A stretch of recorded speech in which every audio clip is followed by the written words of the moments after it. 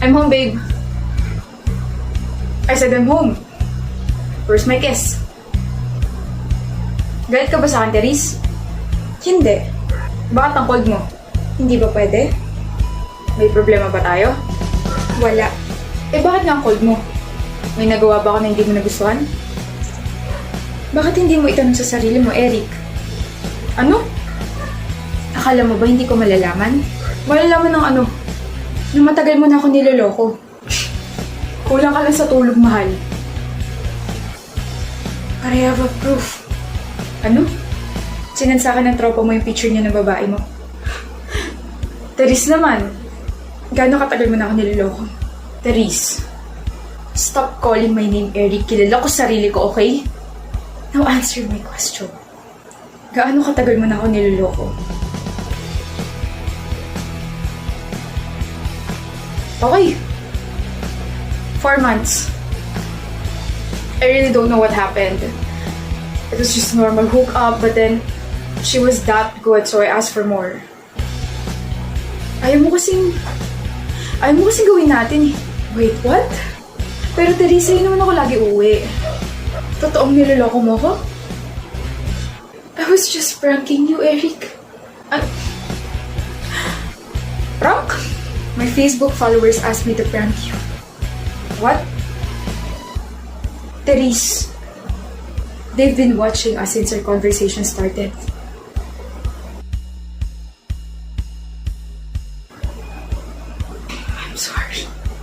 I'm sorry, love. Okay, naan ko na yung Facebook Live. How was my acting? Convincing ba? Super convincing. Galing mo, babe. Ilang viewers? 120,000 viewers. Oh. Are you really okay with this? Of course, mahal. I don't mind ruining my reputation as long as we're earning real money. Okay. Pero hindi mo talaga ako niloloko, di ba? Of course not. I love you. Okay, love you. Hi. Why are you sad? Why are you crying again, Carlota? Kasi ganyan mo binabanggit yung pangalan ko. Carlota nga sabi, hindi Carlota. It's cute kaya. Just like you. Pablo. Cute naman ako, di ba? Yes, and you're pretty too. You should know that. It's you kaya. What's the problem ba? Si Vicente ba? Paano mo nalaman? Siya lang kaya nakikita mo every single day. You always talk about him like blah blah blah. Hindi na pwede. Why? May girlfriend siya. I mean, may girlfriend pala siya. Tanga, di ba? Hindi na ako pwede masaktan kasi wala naman kami. Pwede ka naman masaktan eh. You're human and you have feelings too. Allow yourself to be in pain and then move on. Ang soft-spoken mo, no? Eh? Really? Sarap pakinggan ng boses mo tapos soft-hearted mo pa. Don't, Carlota. Huh? Don't compliment me. Don't say things like that. Just don't. Bakit? Totoo naman eh. Kasi you're giving me hope that you can like me, so don't. Okay? Please excuse me.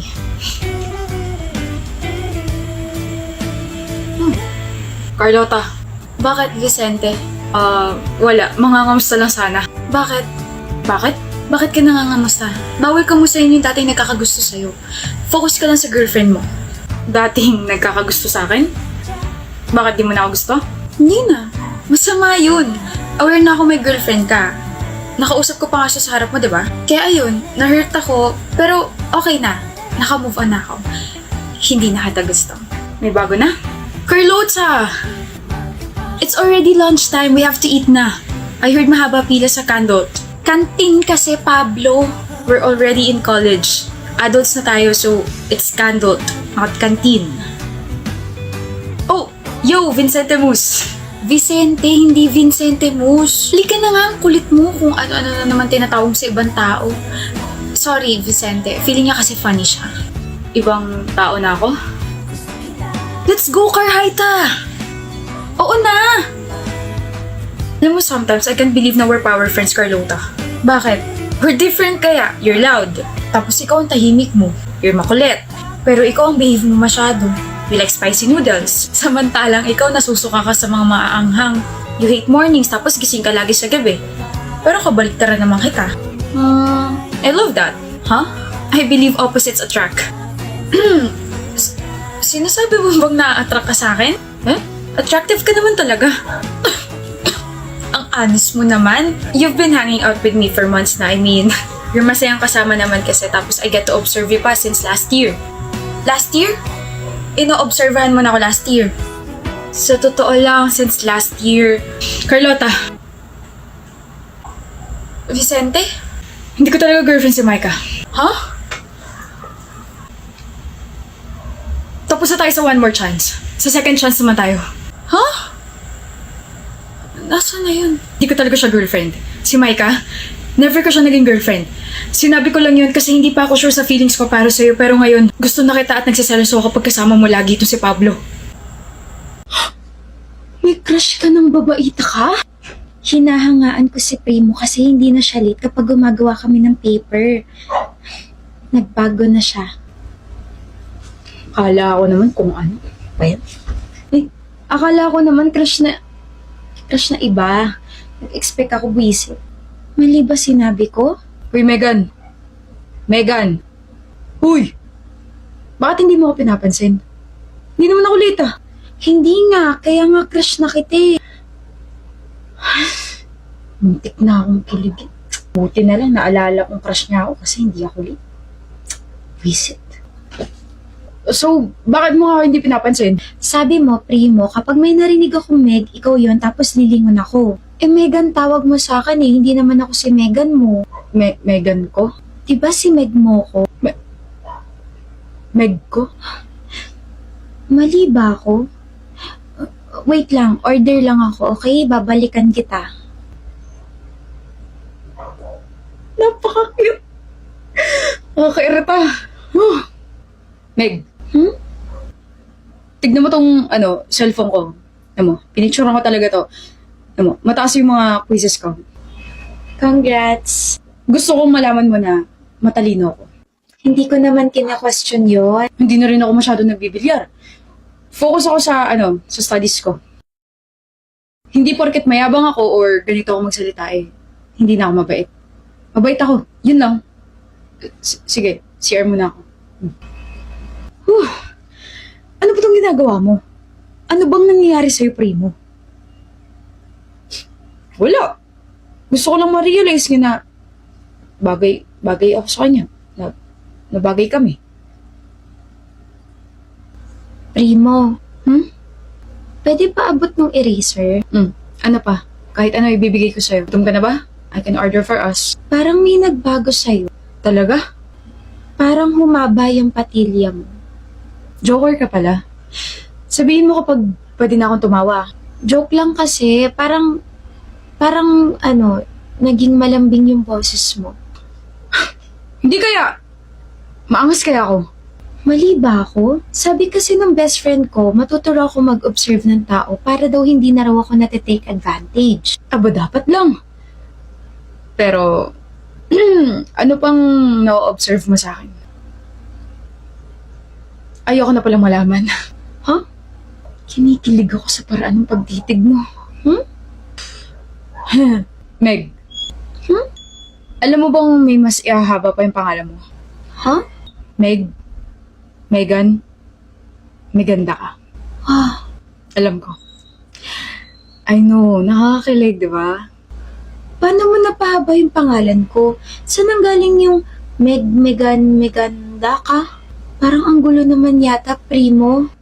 Sabi mo may boyfriend ka, Iris? Meron nga. Nagsisinungaling ka, aminin mo na lang kasing NBSB ka. Hindi naman dapat kinakahiya yun eh. Kung NBSB ako, hindi ko talaga ikakahiya yun. Pero sorry ka, may boyfriend ako. O sino? Sino yung malos na lalaking yun? Si Lucas! Si Lucas? Oo! Si Lucas Martinez. Siya si Lucas Martinez. Masungit, mataray, mayabang, at higit sa lahat, hate na hate ako. Yun nga lang, hindi alam ng marami na may mga atraso ko sa kanya. Nandyan yung nabato ko siya ng sapatos dahil na-frustrate ako sa score ko sa chemistry. Meron naman sa sobrang saya ko, tumama yung kamay ko sa leeg niya nang hindi sinasadya.